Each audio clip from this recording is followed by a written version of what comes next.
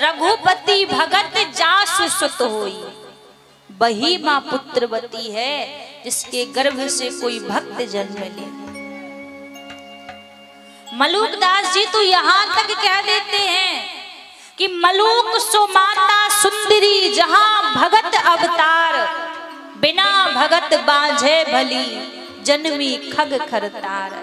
वही माँ मलूक है, वही माँ सुंदर है इसके गर्भ से भक्त का अवतार हो, और बिना भगत बांझे भली जन्मी खग खरतार। वही माँ माँ कहलाने योग्य है, क्योंकि एक बालक का प्रथम गुरु उसकी माँ होती है। बालक जब जन्म लेता है तो एक कोरे कागज की तरह होता है, अच्छा बुरा कुछ भी नहीं जानता। जो हम उसको सिखा देंगे, जो हम उसको बता देंगे, वही वो सीखता है। लेकिन आजकल होता क्या है, संतान पैदा कर देना ही केवल माँ बाप का फर्ज नहीं होता है, उसको सद्मार्ग पर ले जाना, उसको संस्कार देना, सनातन धर्म से जोड़ना, ये सब कर्तव्य होता है एक माता पिता का। आजकल क्या हुआ, बालक ने जन्म लिया नहीं, 2-3 साल का हुआ, किसी अच्छे स्कूल में यदि बच्चे को एडमिशन मिल गया तो माता पिता बड़े प्रसन्न होते हैं। अब तो भैया अच्छे स्कूल में बच्चा पढ़ेगा तो अपने आप सब सीख जाएगा। लेकिन आपको बताऊं, स्कूलों में किताबी विद्या उसको सिखाई जाएगी, आपके घर के संस्कार, बड़ों का आदर सम्मान करना, आपके घर की रीति, आपके सनातन धर्म की रीति, ये स्कूल में नहीं सिखाया जाएगा। ये तो स्वयं आपको सिखाना पड़ेगा। अब होता क्या है, कभी बालक को बताया नहीं, घर में सम्मान करना नहीं सिखाया, प्रणाम करना नहीं सिखाया। अब बच्चा जब बड़ा हो गया और बड़े होकर जब बात नहीं मानता तो वही माता पिता फिर दर दर भटकते हैं, फिर कहते भैया क्या करें, बच्चा बात नहीं मानता। इसमें आपको बुरा जरूर लगेगा, इसमें उस बच्चे की गलती नहीं है, इसमें वो माता पिता की गलती है। आपने सिखाया नहीं तो वो करेगा क्या फिर। हर एक व्यक्ति को अपने बच्चे को संस्कार देना चाहिए। जब वो छोटा सा रहे खूब स्कूल भेजो, बड़े बड़े स्कूलों में भेजो, लेकिन उसको रोज घर बिठाकर ज्यादा नहीं तो 4 चौपाई रामचरितमानस की भी उसको पढ़ाओ, उसको सिखाओ अपने घर में बैठकर कि बड़ों का आदर सम्मान कैसे करना है, घर में कोई अतिथि आ जाए उसके साथ व्यवहार कैसे करना है, कोई साधु संत ब्राह्मण दिखे तो उसके साथ कैसा व्यवहार करना है, ये आपको सिखाना पड़ेगा, स्कूल में नहीं बताया जाएगा। आजकल तो भैया बच्चे ही यदि थोड़ा बहुत भगवान का भजन पूजन करने लगे तो कोई और नहीं, वो माता पिता ही रोकते हैं कि भैया बेटा देख अभी तेरी आयु नहीं है भजन करने की। जब आप ही उनको रोकोगे तो वो कैसे सनातन धर्म से जुड़ेंगे। और आज जो हमारी जो युवा पीढ़ी है, आज जो सनातन धर्म से पीछे हट रही है ना, उसका कारण ही उनके माँ बाप स्वयं है, उसका कारण वही है। अपने बच्चों को, अच्छा पहले आपने देखा, पहले के जमाने में बच्चे इतने पढ़े लिखे नहीं होते थे, लेकिन पहले क्या होता था, माता पिता घर में रहते थे, बड़ों का सम्मान होता था। लेकिन आजकल जितना हमारी कहते ना समाज आगे बढ़ता जा रहा है, जितने बच्चे पढ़ लिख रहे हैं ना, उस देश में हमारे भारतवर्ष में उतने ही ज्यादा वृद्धाश्रम बनते जा रहे हैं। तो विचार करो, वो बिना पढ़े अच्छे थे कि पढ़े लिखे बढ़िया हैं। इससे बढ़िया तो बिना पढ़े लिखे ही थे, कम से कम दूसरों का, अपने माता पिता का आदर सम्मान करना जानते थे। अपने घर में जब बालक जन्म ले तो हमारी जवाबदारी बनती है। आजकल किसी बच्चों से पूछो कि भैया आपके घर के कुल देवी देवता कौन है, उनको यही नहीं पता होता, कहते हैं कुल देवी देवता क्या होते हैं। अब उनसे पूछो भैया आपका गोत्र क्या है, तो कहते हैं हमें पता ही नहीं गोत्र क्या होता है। अब विचार करो, आपने बच्चों को जन्म तो दिया, किस लिए दिया, किस लिए जन्म दिया? शास्त्र कहता है कि गृहस्थ जीवन में व्यक्ति प्रवेश क्यों करता है? गृहस्थ जीवन में प्रवेश इसलिए करता है कि उस व्यक्ति की मृत्यु के बाद जो संतान जन्म ले तो उसके नाम का कम से कम श्राद्ध तो कर सके, उसके नाम का कम से कम पिंडदान तो कर सके। अब उन बच्चों को जब गोत्र ही पता नहीं तो किस नाम से आपका श्राद्ध करेंगे, कैसे आपका पिंडदान करेंगे? तो फिर क्यों संतान को भैया जन्म दिया है? यदि हमारे पूर्वजों का श्राद्ध भी होता है, पिंडदान भी होता है, घर में कोई पूजा पाठ भी होती है, तो पंडित जी सबसे पहले यही तो कहेंगे कि भैया अपना गोत्र उच्चारण करो। अब वही बच्चों को पता नहीं होगा तो किस नाम से आपको वो श्राद्ध देंगे? फिर कैसे आपका मोक्ष होगा, कैसे आपको मुक्ति मिलेगी? खूब धर्म कर्म कर लो, फिर मुक्ति मिलने वाली नहीं है। अब घर में पूछो भैया आपकी कुल देवी देवता कौन से हैं, अब उनको पता ही नहीं है। जब पता नहीं है तो वो पूजा किसकी करेंगे? जब पूजा नहीं करेंगे तो उनको मन में शांति कैसे मिलेगी? फिर तो घर में होगा ही ना रोज महाभारत, क्योंकि घर में जो शांति रहती है वो हमारे कुल देवी देवता और हमारे बड़ों के आशीर्वाद से, पूर्वजों के आशीर्वाद से होता है। और जब वही ऐसे भटकते डोलेंगे तो घर में शांति कैसे आएगी? घर में रोज ऐसी लड़ाई मचेगी। तो भैया आप सबसे कहने का अर्थ यही है कि अपने बच्चों को संस्कार दीजिए, सनातन धर्म से जोड़िए। और भैया सबसे बड़ी बात तो ये है कि जिसको सनातन धर्म में जन्म मिला है, इस भारत की पावन भूमि में जन्म मिला है, उसके सौभाग्य ही इसी चीज से है। व्यक्ति की सुंदरता कब है? व्यक्ति की सुंदरता तभी है जब मुख पे राम नाम है, जिह्वा पर राम नाम है और मस्तक पर प्रभु के नाम का तिलक है, हृदय में प्रभु की छवि है, तभी व्यक्ति का जीवन सुंदर है। बाकी आप खूब दुनिया में भटक लो, खूब कर्म धर्म कर लो, कुछ काम नहीं आने वाला। जब तक बच्चों को आप भगवान से नहीं जोड़ोगे, सनातन धर्म से नहीं जोड़ोगे। आज का समय क्या है, हमें तिलक लगाने में शर्म लगती है। किसी से कहो तिलक लगाओ तो बोले भैया शर्म लगती है। गले में कंठी माला धारण करने में लज्जा लगती है। अच्छा, कहते हैं प्रभु के नाम की माला पहनने में लज्जा लगती है और प्रभु से मांगने में लज्जा नहीं लगती।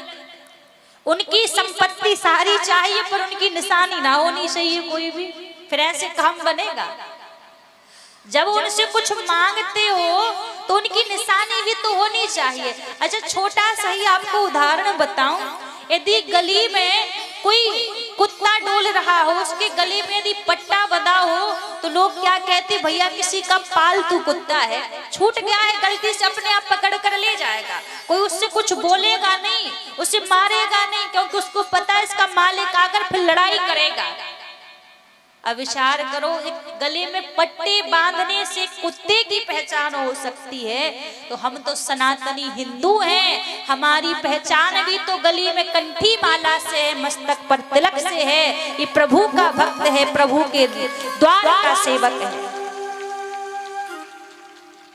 जिसके मस्तक पर तिलक होता है वो कभी अकाल मृत्यु से नहीं मरता। जिसके मस्तक पर तिलक हो, जिसके गले में कंठी होती है, वो कभी अकाल मृत्यु से नहीं मर सकता। आप देखते हैं दुनिया में कोई एक्सीडेंट में मर जाता है, कोई कैसे मर जाता है, लेकिन कभी सुना कि किसी संत का या किसी भक्त का ऐसे एक्सीडेंट हुआ हो कि मृत्यु हो गई हो? नहीं होता, क्योंकि उसका रक्षक कृष्ण मुरारी होता है, ठाकुर जी जब उसके रक्षक है। तो हमें ये सौभाग्य मिला है, भगवान ने ये सौभाग्य दिया है कि हमें रामायण पढ़ने के लिए दी है, गीता पढ़ने के लिए दी है। भैया 33 कोटि देवी देवता है हमारे सनातन धर्म में।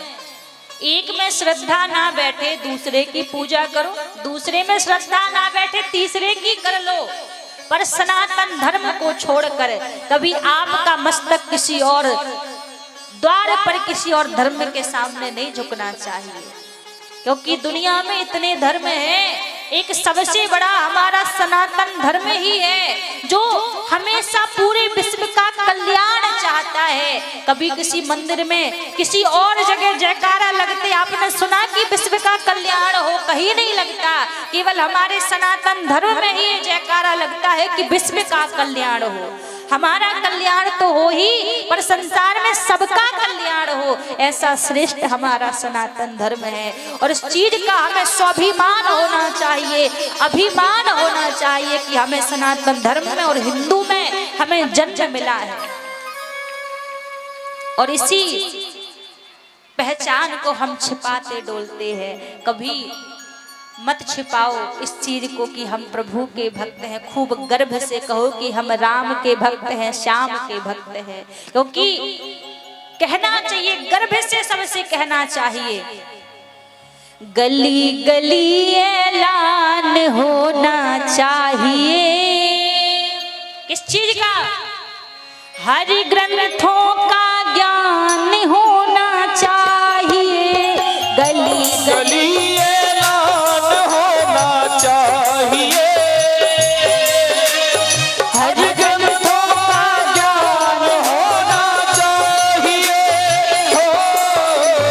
गली गली ऐलान होना चाहिए। हर ग्रंथों का ज्ञान होना चाहिए। गली गली ऐलान होना चाहिए। हर ग्रंथों का ज्ञान होना चाहिए। हनुमान चालीसा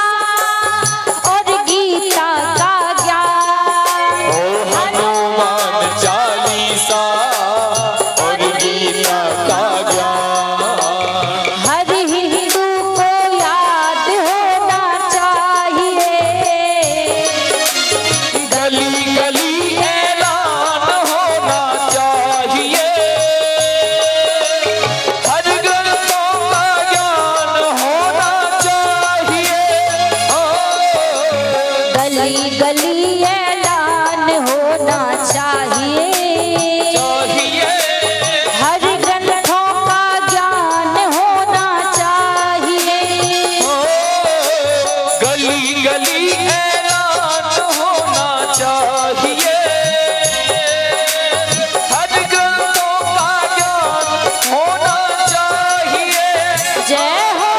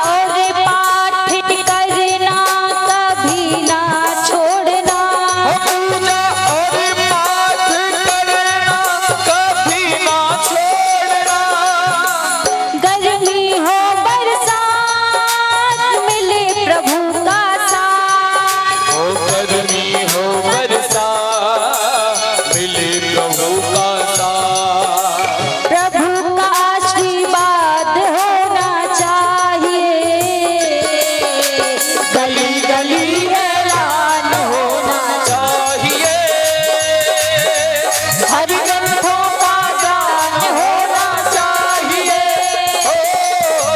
गली गली ऐलान होना चाहिए। हर ग्रंथों का ज्ञान होना चाहिए। गली गली ऐलान होना चाहिए। हर ग्रंथों का ज्ञान होना चाहिए। हनुमान चालीसा और गीता का ज्ञान। हनुमान चालीसा और गीता का ज्ञान। हनुमान चालीसा और गीता का ज्ञान। हनुमान चालीसा और गीता का ज्ञान। हर हिंदू को याद होना चाहिए। गली गली ऐलान होना चाहिए। हर ग्रंथों का ज्ञान होना चाहिए। गली गली ऐलान होना चाहिए। हर ग्रंथों का ज्ञान होना चाहिए। गली गली ऐलान होना चाहिए। हर ग्रंथों का ज्ञान होना चाहिए। गली गली ऐलान होना चाहिए। हर ग्रंथों का ज्ञान होना चाहिए। अच्छा, आज से कौन कौन अपने घर में जाकर बच्चों को हनुमान चालीसा पढ़ाएगा नित्य प्रति? उपरांत करके दिखाओ। और ज्यादा नहीं तो हर मंगलवार के मंगलवार रामचरितमानस का पाठ कौन कौन करेगा अपने घर में? अच्छा, जिनके नीचे हाथ है वो नहीं करेंगे? वाह मैया, एक सप्ताह में एक दिन नहीं दे सकते प्रभु को, एक दिन भी नहीं, 10-15 मिनट ही तो चाहिए। करोगे या नहीं? ऊपर हाथ करके दिखाओ। पक्का? देखो, हम तो चले जाएंगे यहाँ से, पर हनुमान जी महाराज हैं देखने के लिए कौन कौन करेगा और कौन कौन झूठ बोल रहा है। और जो झूठ बोलेगा सो आप जानो, फिर हमसे नहीं कहना। करोगे तभी कहना, सीधे सीधे हाथ करके। यदि आप मानते हो कि ये बात सब जगह होनी चाहिए तो कहिए फिर। हनुमान चालीसा और गीता का ज्ञान। हनुमान चालीसा और गीता का ज्ञान। हनुमान चालीसा और गीता का ज्ञान। हनुमान चालीसा और गीता का ज्ञान। हर हिंदू को याद होना चाहिए।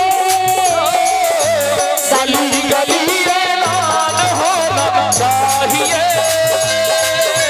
हर ग्रंथों का ज्ञान होना चाहिए। गली गली ऐलान होना चाहिए। हर ग्रंथों का ज्ञान होना चाहिए। गली गली ऐलान होना चाहिए। हर ग्रंथों का ज्ञान होना चाहिए। हर ग्रंथों का ज्ञान होना चाहिए। हर ग्रंथों का ज्ञान होना चाहिए। हर ग्रंथों का ज्ञान होना चाहिए। झंडा ऊंचा तुम रखना सनातन धर्म का। झंडा ऊंचा तुम रखना सनातन धर्म का। पढ़ना रामायण हिस्सा है अपने कर्म का। पढ़ना रामायण हिस्सा है अपने कर्म का। पढ़ना रामायण हिस्सा है अपने कर्म का। पढ़ना रामायण हिस्सा है अपने कर्म का। पूजा हो या पाठ संस्कृत में संवाद। पूजा हो या पाठ संस्कृत संस्कृत में संवाद। हर चौपाई याद होना चाहिए, गली गली